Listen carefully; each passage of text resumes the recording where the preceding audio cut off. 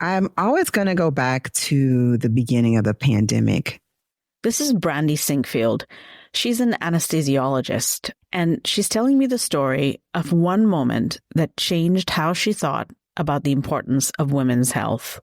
Because I think I was very naive, in terms of its impact on women. I don't think I was really paying attention to what was going to happen to women until there was this moment.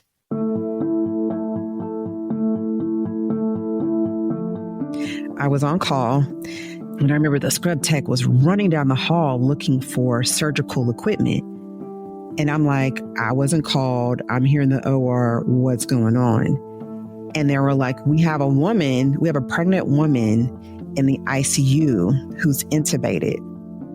And we need to do an emergency C-section because she might die. And we need to get the baby out. And I froze for a moment because I'm like, okay, hold on, stop for a second. Because what you're saying is that we're not coming to the operating room. You're going to do a C-section in the ICU.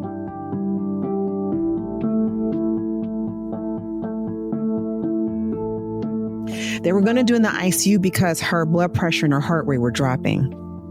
And so when that happens, that means that it causes distress in the baby. And she had COVID. There was now this is 2020. There's no vaccine. But it dawned on me like, okay, this is before we had any literature about the implications of COVID on pregnant women. This is before all of this. And it dawned on me, I'm like, oh, wait a minute, hold on a second. Because now we're not just talking about one person, we're talking about two people, right? And now if something happens to this mom, if she has other children, now we're not just talking about two people, we're talking about her other children. We're talking about all the people that she supports in this community if she goes away. And so for me, the light switched slow. It was a flicker. I'm not going to say it was like a bright light all of a sudden. But it really started to dawn on me the impact and the consequences that this disease was going to have on not just the pregnant woman that was dying, but the entire community.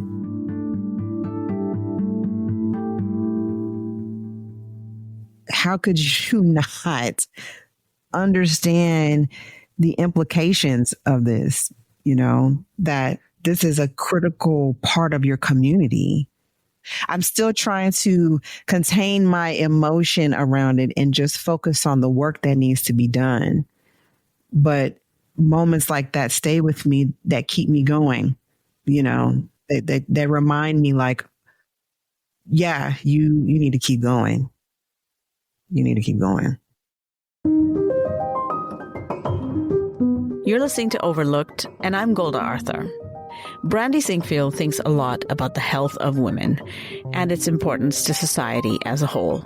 She's the host of the Women's Digital Health podcast, and we talk about digital health in this episode, that connection between health and technology, and the impact that technology has on health literacy as well as health equity.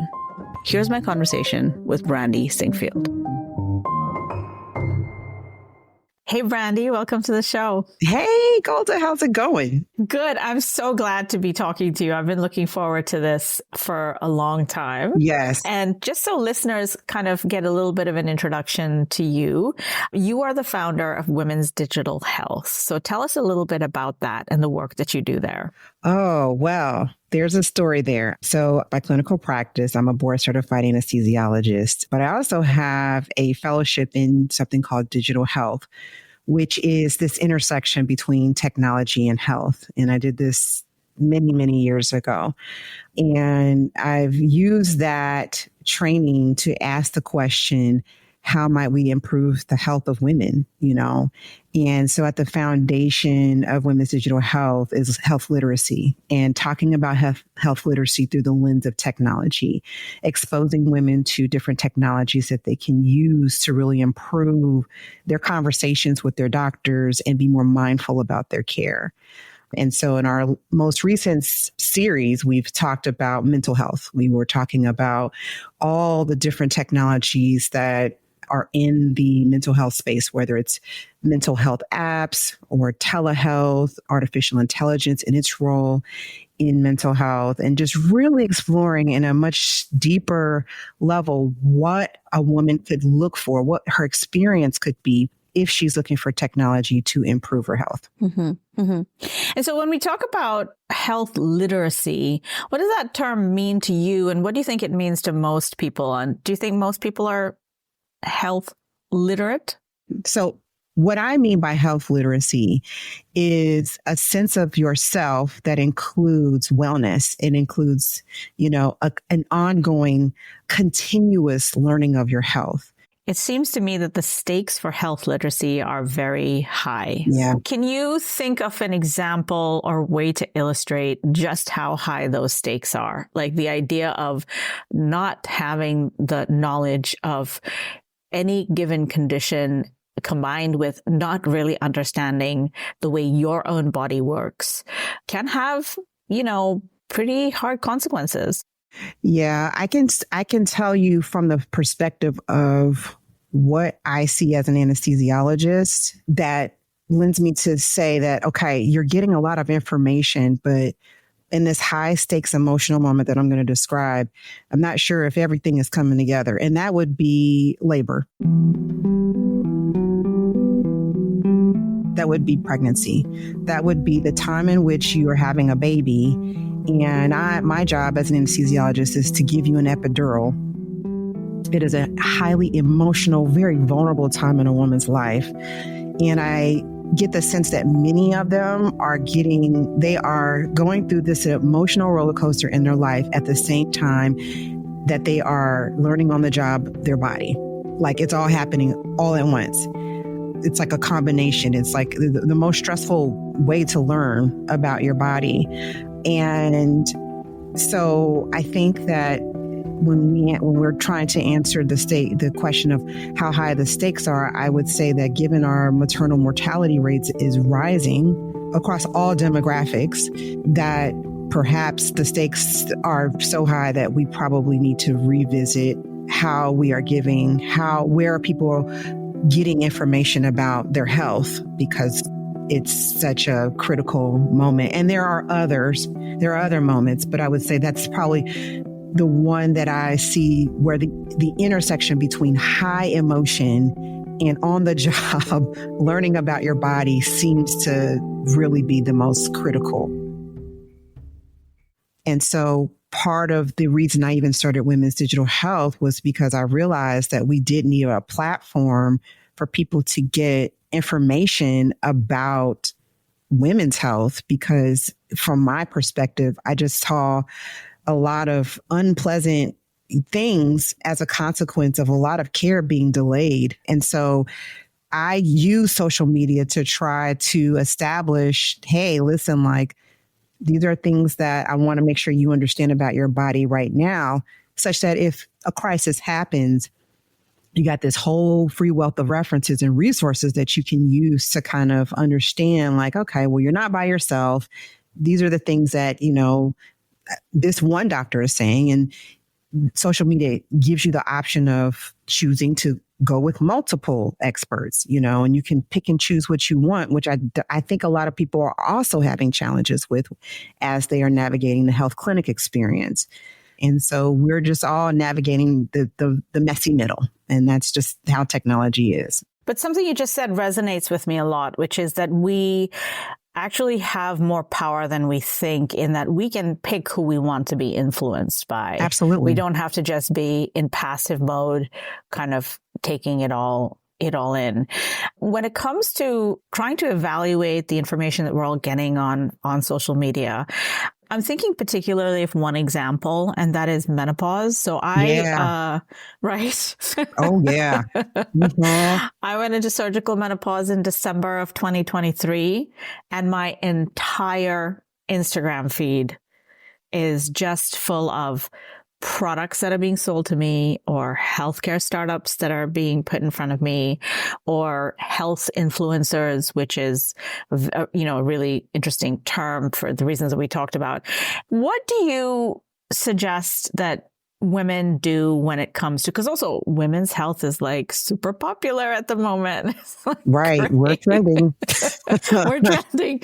And, there's a lot of people trying to, give us some things that are helpful, some things that are, neutral. Yeah. And like, what would you say to people who's trying to navigate this like overwhelming amount of information on social media? Yeah, great question. So I think definitely the first part I want to say about perimenopause and menopause is that I am very grateful for social media for actually opening up this conversation to a degree that people feel a lot more comfortable talking about it. When I speak to, elders in my family, this was just it was the change, it was the flash, and that was it. Like, that's all they said. All of these other signs and symptoms of perimenopause and menopause simply were not discussed. And so going back to this question about social media, well, at least now we're talking about it. But with regards to using these resources and how they might, be how we might discuss, I think that the key word would be ongoing conversations, meaning that part of the thing that I notice in pregnancy and in perimenopause is that we're only talking about it when it's happening. So there's no conversations that are happening before. There's nothing that is like just give me a little bit of information. Just a small drip of it all the time is enough so that when it happens to me, I am not so overwhelmed and I'm just ravenously just seeking information.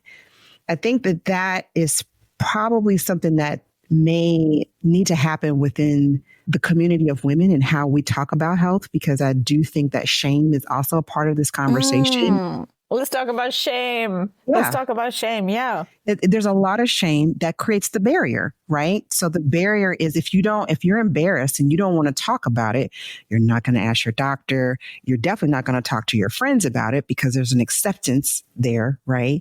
And so then the conversations, these small little drips of information get blocked, right? And so then you have this major event and then you're like ravenous. You're like just trying to find anything because you haven't had anything until it happened. And so that's really what I think I'm excited about, is because you can choose to do that. I still think that at the core of this is having this continuous conversation with your physician first to help guide you to credible resources and navigating what's unique and personal to your experience, because everyone's experience is different, right?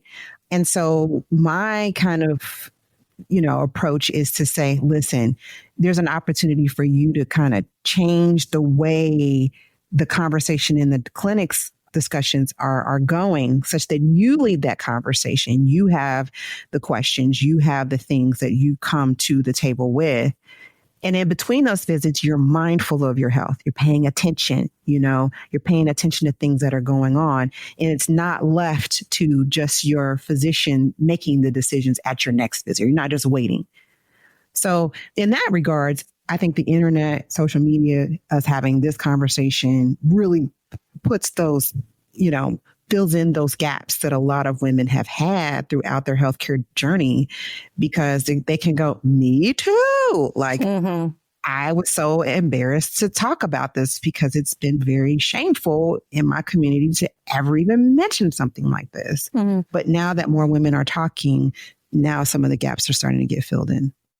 I mean, I could not agree with you more. And there's so much in what you just said that I'd like to sort of try and unpick and sort through. Yeah. Sometimes when I hear myself speaking on a microphone like I am now about my periods, my menopause, my lack of ovaries, all of this stuff, I'm like, am I actually saying this out loud? Exactly. I can't believe it myself, but I feel compelled to do it. Our generation is talking about it now, right? Which is in a different frame and a little bit more emphatically more geared towards like solution. Like nobody's going to suck it up and see, right? Like that's it. We're not willing to do that. And I think, there's certainly the ability to talk out loud about it, to put stuff on social media is great. Love that. applaud it. But time and time again on this podcast, I've talked to people, and this word shame pops up so much. Yes. Of like, and this is so much of the reason that we feel alone in our own health journeys. We make decisions based on that sense of loneliness, that sense of fear, which leads to another round of kind of misjudging things through misinformation and that kind of stuff. Stuff that's hard to say out loud to your mother, to your doctor, to your sister, to your best friend. And I absolutely know that it's there, know why it exists. I know it's hard to change, but it's still looming quite large, I think, there. Yeah, I wholeheartedly agree. I think that, even as physicians, especially when you talk about perimenopause, we are also learning. Perimenopause is not something that I think I got maybe a couple of pages of it, and I got maybe some conversations when I was on my third year clinical rotations. But for the most part, perimenopause is not it's not an integral part of our education. And so maybe even physicians are embarrassed to even disclose that, but it's true. Like, we just don't know. I personally am going on my own kind of educational journey to educate myself about perimenopause and menopause, because as an anesthesiologist, I realized that I have been taking care of perimenopausal and menopausal patients without the context of what that means, how I could better take care of them, which, also means that if I'm not knowledgeable, there's a whole peer group of other physicians that maybe aren't even aware that they don't know. Particularly as an anesthesiologist, I'm thinking about the cardiovascular impacts of perimenopause that just don't get discussed, that it can lend itself to the shame and embarrassment that you might feel, because when you ask your doctor if they're not someone who specializes in women's health, they'll go, not because they're embarrassed, but because they don't have any information to give you. They just don't. So there's a host of things that I think stand in the way, including our mothers and grandmothers didn't talk about it in the level of detail. The physicians don't really have that much education, although that's changing. That is changing, and I'm happy to see that. And the information that then it results in is kind of like stuff that's not tested, not necessarily guaranteed to solve your problem, but at least somebody understands, is listening, which can not always be in your best interest, And so that, I think that that's where physicians have an obligation to really kind of understand this so that they can help their patients make better decisions for themselves. This has come up a couple of times in the conversation that we've been having, and it is something that is really important to me. But this idea of your relationship with your doctor and how you talk to your doctor, right? And this is absolutely not about individual doctors or doctors themselves. It's just a complicated relationship, I think, from my point of view. Yeah. There has to be two people working in the same direction. There has to be a sharing of knowledge. It's a bunch of different things to get right. From your point of view, do you see it as being a tricky relationship, or no, is that just me? No, it's very tricky. When I started on social media, that was kind of like our first themes, is like women feeling dismissed, And we had some interviews with people who were saying like this dismissiveness is not just an emotion. This is dangerous, because when you start to omit or dismiss women, that can result in missing really important things that are critical to women's health. So I definitely resonate with the patient's experience. I also resonate with physicians who are under a lot of pressure to produce like widgets. They are required to produce every 15 to 30 minutes, 30 minutes if you're lucky. And that is not always within their control. I think a lot of physicians, when they are discussing physician to physician, really wish that they had more time, really wish that they had more opportunities to connect with their patients. But in order to keep the wheels of the clinic going, the expectation is that it's every 15 to 30 minutes. And that's unfortunate because that does result in the experiences that I think all people are experiencing, not just women, but all people are experiencing, which is this very kind of fragmented kind of, okay, 15 minutes, I just sat down. Like, do you even have time to log into the computer in 15 minutes? Kind of experience that leaves people pretty underwhelmed with the experience in the clinic visit. I think that part of this is understanding what is the best way to communicate with your physician, because not all clinics are set up the same. They all work differently. So I know it sucks to say, like, I only get 15 minutes. My insurance and company only covers this one. But if you're going to take up some part of a new relationship of that physician visit, I would say spend at least part of that visit understanding what is the best way to get in touch with you.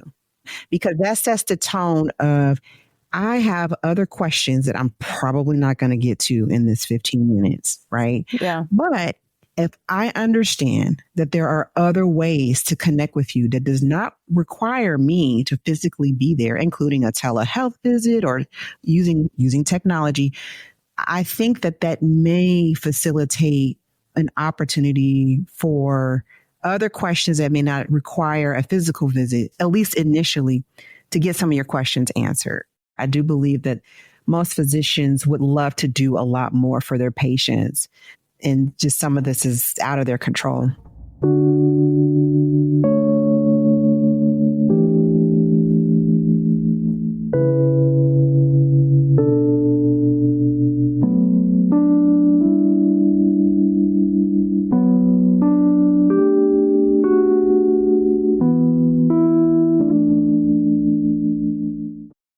Well, that brings us beautifully back to health literacy. And so just to close this conversation off, I want to ask you a question that I ask all my guests on the show, which is, in what you're seeing from where you sit in the health landscape, what do you think is most overlooked, and where is that inequality felt most deeply? Okay. What's most overlooked, I would say, is investment in women's health. Like, by far. We say it and we say it and we go, yep, that's true.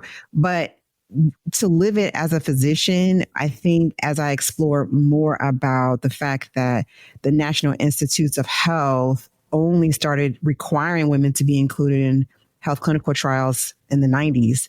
So like, if you start with that, right, it means that the research that we have about women, like required research, is like 30 years old, right? Not to say that there wasn't women that are a part of clinical trials before that, but like actual, trials that focused on women, we're only like 30 years into this, which has huge implications on treatment, investment planning, research and development, and budgeting for even private companies.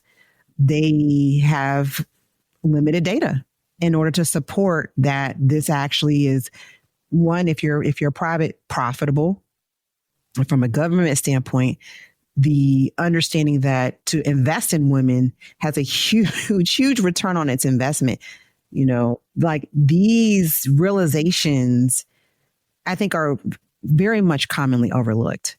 And I think it does have implications on our health literacy, because what it means is that at the investment level, if we're not investing, then that also means that health professionals, not just physicians, but nurse practitioners, all of these people who rely on the funding to get their education are being navigated through a system that says we only started looking at health information and research for women in the 90s. That's the best we can give you. And so it does manifest itself in how they think about how a woman comes into a clinic. They have limited resources. They have some treatments, but it's not to the degree as men. And the investment trajectory, as I see it even today in 2024, is probably less than 5%, at least in the private equity sector.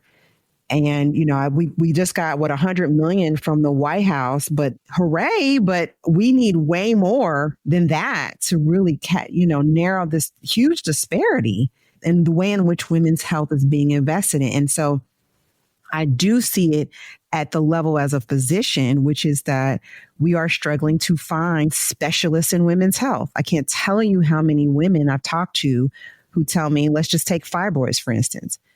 I know a doctor who can do a hysterectomy, but all of these other things that could be offered for someone who would like to try alternative treatments, good luck trying to find one. Even in major cities, it's very difficult. And that's because the training for these physicians is limited. There is clearly it's a waterfall effect. If there's no investment in the education, there's no training. So there you go. You have there's no specialists that are available. So you've got to travel to get those specialists. And that's just fibroids. I mean, cancer is a whole another conversation where people are traveling all over the world even to get care because of this issue. Well, thank you again. This has been just a marvelous conversation. We got to talk about so much and, just starting from a place of just thinking about health literacy all the way to health equity and that kind of stuff. But thank you, Brandi. Oh, you're so welcome. I enjoyed this thoroughly. You made me think about a lot of stuff.